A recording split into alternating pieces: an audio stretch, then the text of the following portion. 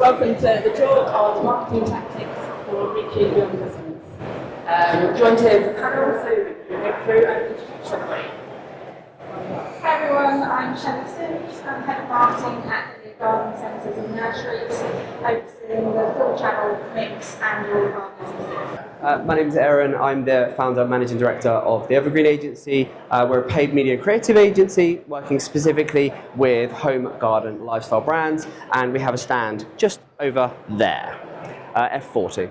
Hi, I'm Kate Griffiths. I'm a director in Savills Leisure and Trading Team and specialise in giving advice across the property industry, mainly for garden centres. Just going to go really hard. And I'm Polly Dolby, MD of Policy Communications, which is a PR and social media agency that specialises in the home garden market. So I've been invited to share the plan today. So the first thing I want to get stuck into before we begin really is who actually are these young customers we're trying to reach? Who are we talking about when we're looking at this audience? So it would be great to get a take from each of you on who are the young customers you think we're trying to reach with this new marketing tactic. Okay, from our point of view at the Garden Centre, our main consumer is 55 plus, used to be 65 plus. So when we talk about younger consumers, we're not talking necessarily about Gen Z and 20-year-olds, we're talking about attracting 30, 40-year-olds. That's our younger customer at the moment, those that may be buying their first homes, starting families, learning from their older parents and getting into gardening for the first time.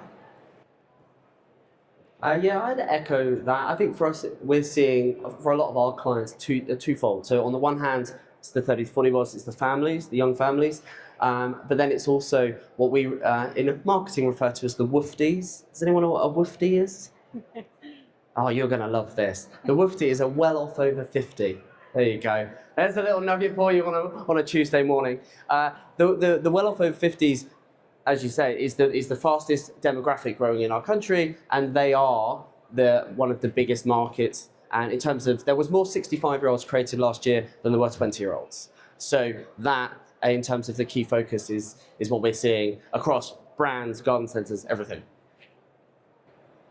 Yeah, from our perspective, it's really seeing that young customer right from the beginning, so from early years all the way through and taking them through their journey at a garden centre. For example, I started to see quite a lot of day nurseries here at garden centres, and you're getting that customer in at birth, and it's then retaining them through the experience they get whilst they're at the garden centre.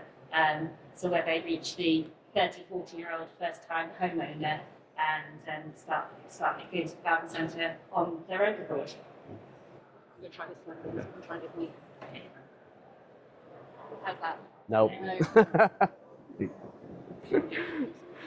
So similar from the back of that then, Kate, how important do you think it is that centres are diversifying their offering to kind of make sure they're bringing in those people? Like you mentioned, sort of soft play in those sort of areas. How important is it that people are diversifying to bring new customers in? Yeah, definitely starting to see the garden centre becoming more of a day out, not just a retail offering. So I work across the leisure industry, and I'm starting to see how the garden centre may be similar to a visitor attraction. And if you're looking at the family market, it may be that 1 week they choose to go to Alton Towers. That's quite an expensive day out. And the next week, parents say, okay, kids are going to go to the garden centre. We're going to take Granny as well. And so I think it's important to have an offering that attracts that broad breadth of consumer coming in. Appreciate some garden centres is harder to achieve than others. I think if you've got a lot of space, I think that makes it much more appealing. The ease of car parking, right through to then having an on-site cafe. I've heard of cases where a soft play being next to a cafe, things like that don't necessarily work very well. That's if they are separate on-site, so the mixed needs of the customer there. So yeah, it is definitely an evolving market for garden centres, and I think something that's quite exciting. The opportunities are there, and looking at those different things. I'll add a couple of bits to that. I think we've diversified less into the software for us, Yeah. because of our audience and demographic, but we are introducing farm shops and concessions and looking at that. The parking is hugely important. We did some research, and the multi-generational family visit is really prominent now, with people coming in from granny down to grandchild, but they're looking for free parking right outside the door. Toilets, they always look on the website to check we've got toilets before they visit. This is the older customer, but bringing in that younger customer through multi-generational visits as well. So we're looking at our product range and how we can diversify through our product range, which is what you can do when you don't necessarily have the space. Yeah. We have a range of centres that are huge destination centres, down to quite small ones that we can't even fit a cafe into. So we look at the product range there as well, and how we can diversify and bring people in for that leisure visit as well as intent to purchase. And then off the back of that then, Shane, for here, where plants are the harvestable, how do you make sure you're not diversifying too far away from the horticultural side of it? Yeah, plants will always be the core of our business. We're a grower. We started as a grower 160 years ago, so we'll never diversify away from that. We make sure with our centres that the first thing you see when you enter is plants. You walk into the plant area. You'll then walk through the centre, through the farm shops, the butchers, the other offerings that are there. And then when you, at the end of the journey, is house plants. So you always start the journey and end the journey with plants.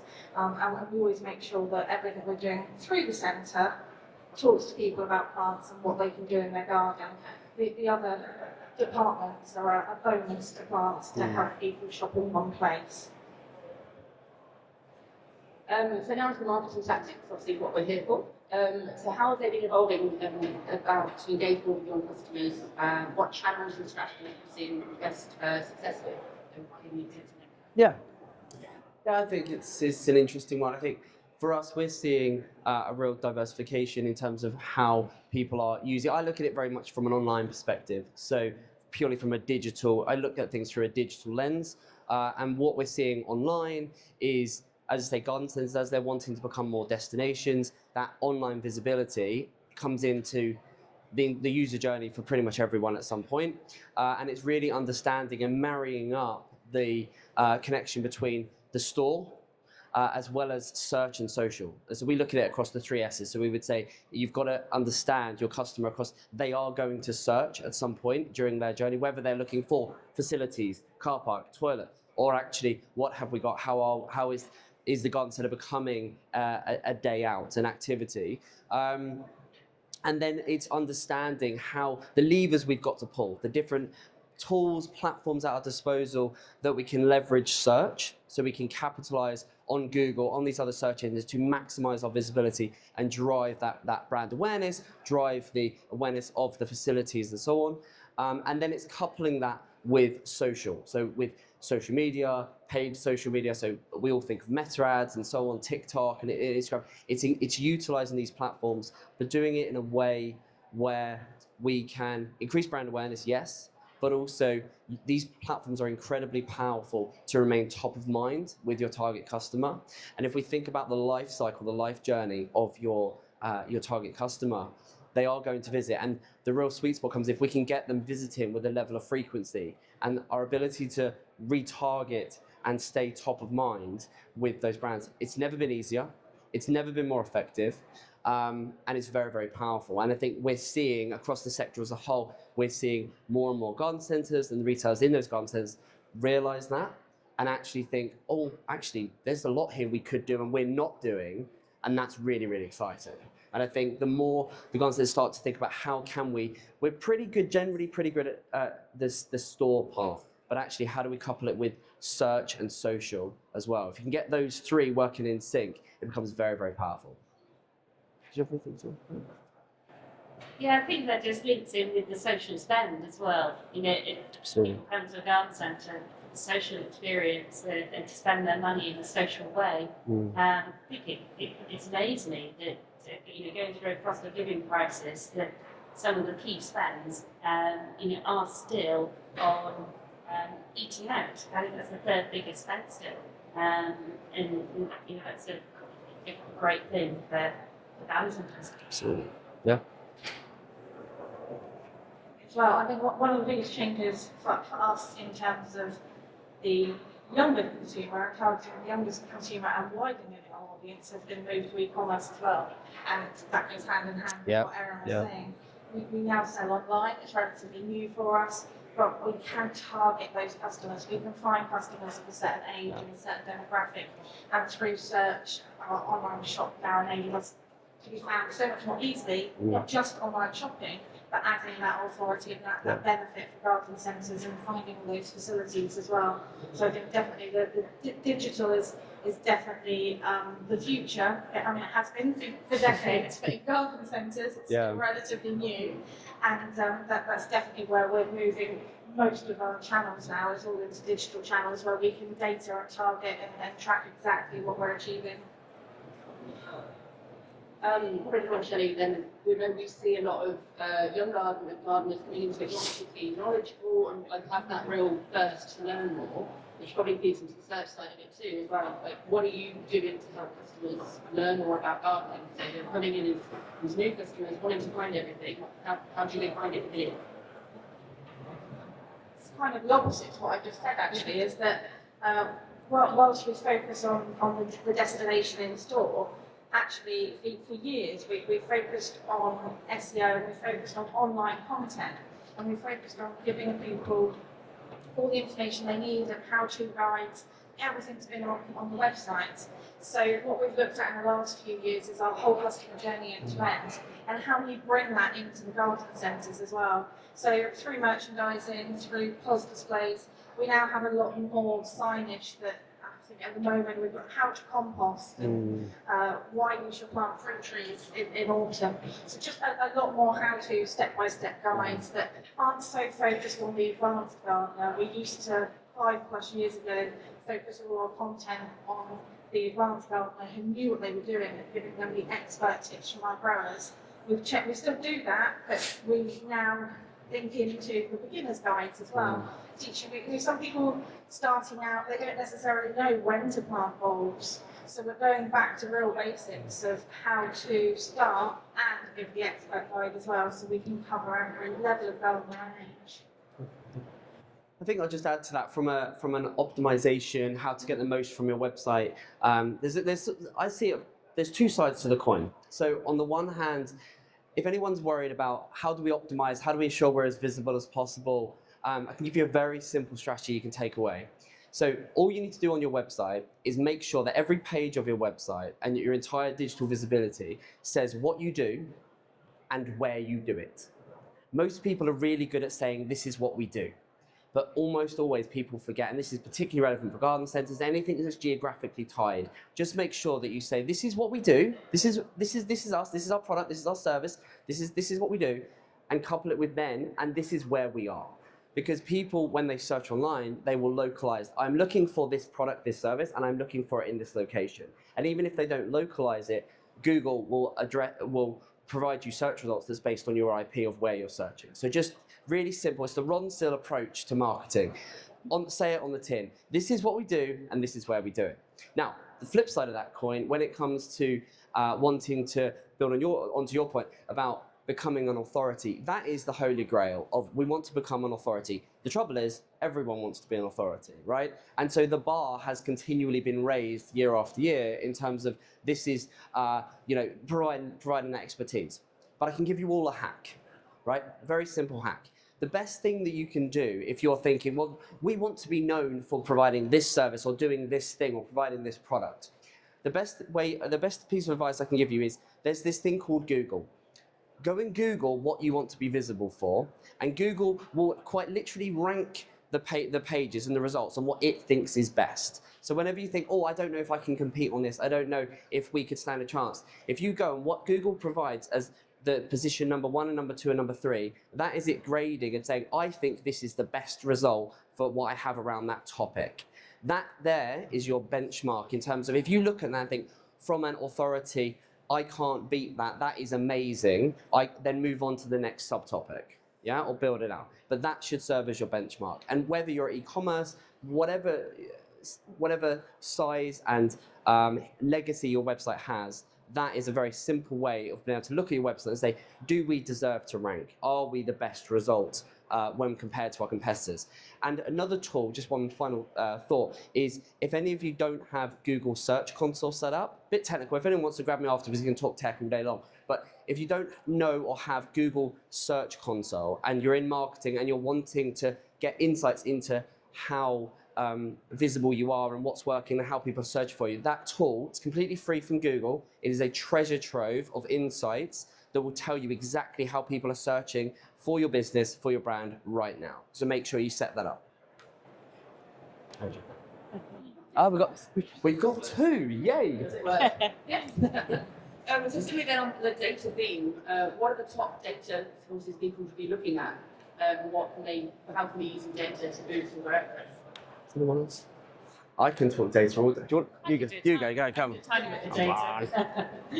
No, I think data is key to a lot of things, but really from optimising the business, I think what we've seen in a lot of leisure sectors is being able to now, from the data, track when people are coming to store and then using that to manage staffing levels and to become more efficient, because there's pressures on that bottom line, and I think if you can control things with the data that is available to you, it really helps. And again, for stock management, not carrying that overstock, or equally, with the online customer journey, being able to show people when stock's back in store. So they'll then get in the car and come to the garden centre. I think the data's great. So data prevention as well, you can look at more of the demographics and sort of use the data of what's being popular up to see who you're attracting. I think we've hit a topic that all of us are lyrical about. A little bit, yeah. A little bit. To talk about. But data is everything. Data-driven decisions are a must, especially in this day and age where there's so much data at our fingertips. And in terms of customer data, the best thing to do is start building a customer database, whether that's a loyalty scheme or sign up for an email newsletter. Build a customer database, collect as much information as you can on that customer, all GDPR compliant, and then use that information. You can find out so much about your customers. You can speak to your customers about their own preferences, about what they like to do, what they do in their garden. Do they just come in for a farm shop? And then you can find lookalike audiences. You can probably step on your toes a bit now, but you can take that data and say, okay, we've got these customers who are 30, 40-year-olds, find me more of them, and we can retarget them. So if there's one thing to take away from today, if you don't have a customer database yet, start building one, definitely. Strap in, boys and girls. Right, okay. Clean your schedules. So data. I mean, data is everything. I think. Do you know what? I think there's a perception with data that since GDPR and iOS updates and privacy policy, I think a lot of people now think that data. Oh, it's scary. Data is scary. I can't build a database. Surely people haven't opted in for the 14th time. Ultimately, it's first-party data. We are moving to a cookieless world. Ultimately, what that means is your first-party data means everything, which is people actively opting in. Anyone that is engaging with a business that raised their hand and said, "Hey, yes, subscribe me. I want to join your club." You are fine to engage them, to market to them, to retarget to them, and so on. And data is unbelievably powerful. And the simplest way to think about data, once you get over that hump of thinking, is it okay to use data? Yes, it is. Beyond that, it's then again, it comes back to that search, social, and store methodology of where you just ensure that actually you just get everything talking. So you should be doing data capture in your garden centers in store. That is a must. And then you should be feeding that back in to tell your Googles and your Metas and your Pinterests and your TikToks and all of these platforms that this is who our target customer is. And then you can overlay onto that and build your audiences that really reinforce, okay, this is who we are trying to get in front of. And they are geographically tied to this location if that is the case. So it can be hugely, hugely powerful by leveraging data. And again, we see across the sector, people just some people are sitting on gold mines in their data. They've got huge email lists. They're not leveraging, they're not plugging them into Meta, into these platforms. that then you can turn around. If you've got all these people that have bought product from you, have been in your garden centre, have signed up, have registered for an event, maybe they're coming to your Christmas show, you are sitting on a gold mine in terms of not taking that and being able to push that into Meta, into Google, into these platforms. And then, as you say, off the back of that, you can build lookalikes. You can tell the system, hey, these are people that come into our garden centres. These are people who buy our service, our product. Go and find me more of these. And that is hugely powerful. And I think because of the last 5 years and everything that's happened, there is a real wariness of actually, can I do this, can I not? And I think if people get over that and then think of it as an ecosystem, becomes very, very powerful. I think it's important to collect the right data from the start and think about what you need in the future. We see a lot of customers with data lists that don't segment it. They don't have the right metrics in place from the beginning. Yep. So they didn't keep track. But then you read that customer at a show, or is it the existing customer? So then you end up doing the same prompts to everyone. And it's that tailored segmented bit where I think it's really important, because as a recipient, you don't want to receive every email. You want it to be tailored to what you are interested in. Yeah. And I think that's why a lot of brands are losing people down. It's not collecting it right from the start and then not using it correctly too. So moving to our final question before we open up for questions from the audience. What do you think is the biggest opportunity the youngest audiences can bring to the garden retail industry? Let's take it first. Well, I'll start with an interesting stat I read the other day, and that was 54% of 18 to 24-year-olds they said they'd rather go to a garden centre than a nightclub. So, Love that. I'll look that up to you now. Don't know how to Follow that. So, drop moment, isn't it? What really stands out with the younger audience is how much they really are passionate about the environment and sustainability. And I think that is our biggest opportunity, is to really grow that audience, no pun intended, but to grow that audience and teach them, like we were saying earlier, and really help them on that journey for the sustainability objectives that they have personally in their own lives, not just professionally as well. Yeah, I think it's something that used to. Oh, is this one? No? Yes. Yes. It is. Yeah. Okay, a little bit. I think this generation, this next generation, the younger consumer, and again, it depends what we define as the younger consumer or the younger customer, but they are hungry for knowledge. They want information, and I think we're so well placed, and we're living in a time where it's there's a very simple way of thinking about. Most garden centers, most businesses, most brands are very good at putting stuff out onto the media. I think what you need to do is take a step back and think of it differently. So think about who it really articulate who is your target market. So really take the time to build your audience, know exactly who your target market is, and that might not just be one pot of people. That might be a few different groups of folks. So really understand the market, and then really take the time to define your message. This is such an important point. People just go straight into, we're going to just do this online, we're going to do this. But actually, if you think about your market, then you think about your message, and lastly come to the media, that is going to be the best way to really engage and put information and authority building at the heart of it. So market, message, media, not the other way around, which is what most folks do. And I think if you do that, you can really capitalize with the younger demographic, because they are out there, they want this information, and the older folks among us are sitting on a goldmine that we just need to share. Brilliant. Shall I ask anyone any questions? No, I think. Yeah, I think it's any questions from anybody then?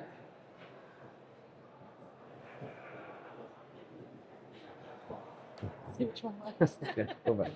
Might have to shout. Hi, it's Paula from Evergreen Uncut here. My question to you is garden centres. What can suppliers do to help you to reach this market? What's the one thing that they can do? Co-branded efforts would be great, co-branded competitions, but really getting together and looking at both brands' budgets and where we can co-spend to use services like Aaron and Holly offer to be able to reach these consumers better.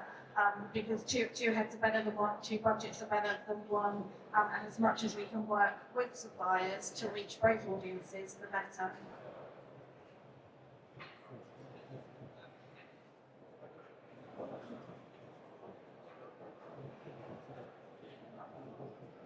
Thanks. Just picking up on your data acquisition point. And I think customers can sometimes be reluctant to give their details away unless they feel like they're getting something back for it. Tactically, what are some of the ideas, things that you found that you feel work both ways? At Hillier, we have a Guardian Club. So we have over 600,000 members, and it works like any club does. You earn points per pound, reward vouchers. But we also work with partners like suppliers, and we work with partners to offer different discounts for different brands outside of the gardening industry. We have a cruise brand that we work with because we know from our data that we have the same demographics.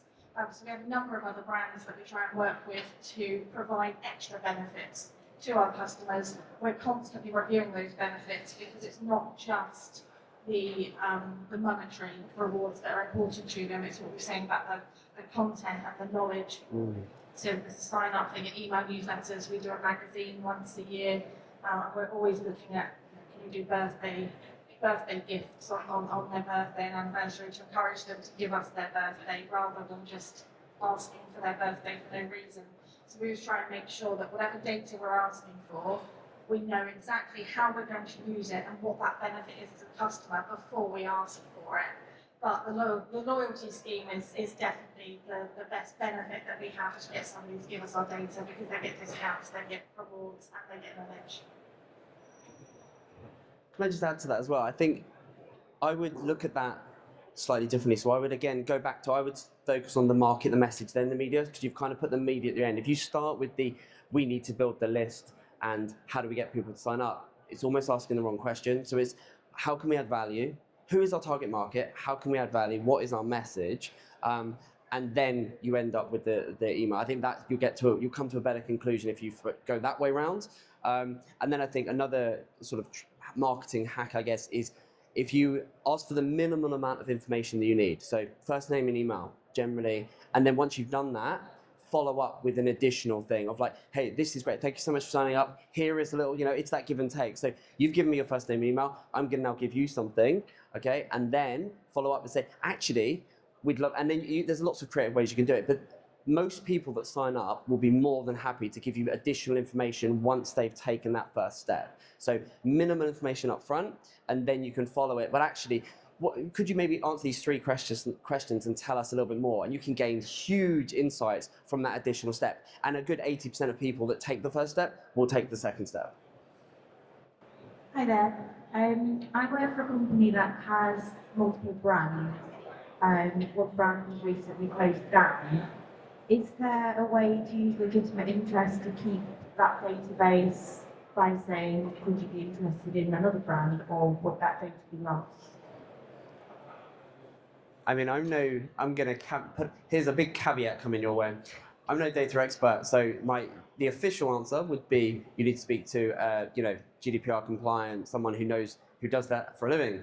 From a personal perspective, I think you've absolutely got, as long as they're business emails, I think you've got legitimate interest to at least ask them. You're not going to start spamming them, but do you have the legitimate interest to be able to say, hey, you've signed up for this, we are related, this is a sister company, we've got this, do you want to re-opt in? I don't see an issue with that. I wouldn't keep spamming it. Yeah, thank you. We did it. We took over an existing business. We couldn't email that business and those customers as Hillier, but we could email them as the existing business. Yeah, Exactly and then cross over. Yeah. So you need to, again, the caveat, check with the GDPR expert and check what the lawful basis of processing was set out at the beginning of GDPR. Yeah. But yeah, I'm on the same page. I think that would be fine in that way. It's making sure that how those customers were originally acquired, that's going to be a key part of that as well. So as long as they were acquired in the correct way, then you should be absolutely fine. Yeah. Hi, I'm sorry, we're a little bit late. So just wondering, you have mentioned this, what is the best part about social media for you currently for the younger than 18, 24? What's the bet? What's the bet? I don't think that you can say which is the best. Where we're seeing the most engagement and where we're seeing a lot of growth, I mean, it's Pinterest is great. It depends. For me, it comes back. I always put the media at the end. So I always think, what's the market, what's the message, and then the media is almost that's the final piece of the puzzle. So I kind of look at things slightly differently. But we're seeing, big trends in Pinterest. TikTok is the obvious one, but even we're seeing there's a real shift happening now. YouTube have made some incredible changes. I know it's not strictly social, it's more search, but YouTube are making some big changes based on what they're seeing from TikTok. Basically, everyone wants to be someone else, right? YouTube wants to be TikTok. TikTok wants to be YouTube. All these platforms want to be something else. Meta wants to be, who does Meta? I don't even know. There's all this change. So I think it's go where there's a hungry audience. Ultimately, I think it's the simplest way I can answer that. Is just look at your data. Again, it comes back to the data. Look at your data and understand where your customers are engaging. We all know TikTok's amazing for engagement, but dwell time and thumb stop rates. How much value is there going to be in terms of actually commercially selling a product off the back of TikTok versus longer form content? So I think often for most businesses a hybrid approach and just split test and measure. It's hard to kind of, I personally wouldn't staple my colors to a flag and go, you have to, this is the best one. It's a case by case. Yeah, I agree. I think it's not possible to say this is the one channel you need to use to reach that audience because there's so much noise. I mean, with messaging, with you kind of what was specifically focusing on at that time. I think it's easy to say, TikTok, that's only to be to the young people, but it's not necessarily the case. It's actually who are we trying to reach, what are the demographics, what are the search behaviors, what are they doing. And it used to be the case, it's like, everyone is on Facebook. It's obviously very different now, so more channels. We still find Instagram is kind of a huge avenue for most brands and whole influencer world as well. There's a lot more tricks out there, and that's changing weekly with kind of the micro influencers and huge influencers, is paid and organic, the whole world in that as well. But I think it's not really a case of one size fits all, unfortunately. It'd be nice if it were. So one you just made me think. I completely agree. That was spot on. I think one other just quick point as well is for everyone. Remember, something I really preach about is you only need to be famous to a few. We don't need to be, you don't need to go viral. You don't need to be getting, I think a lot of people are dissatisfied or disheartened by if they put stuff out, if they get over the fear of putting stuff out there, then it hasn't gone viral. TikTok, everyone goes viral on TikTok. No, they don't. They really don't. And I think actually just understanding that you only need to be famous to a few, it can really work. So long as you're clear on your market, you get in front of the right people, and you're very clear with your message. Actually, to add to that, we set very clear objectives on how many customers we need to drive through the doors of each garden centre each month. How many of them will be existing customers, how many of them will be new customers, and then we look at where those customers will be and how we can reach them, rather than throw everything out there and hope something sticks. Exactly. We've got the data now, be really targeted about who we're trying to contact and find them that way. Yep.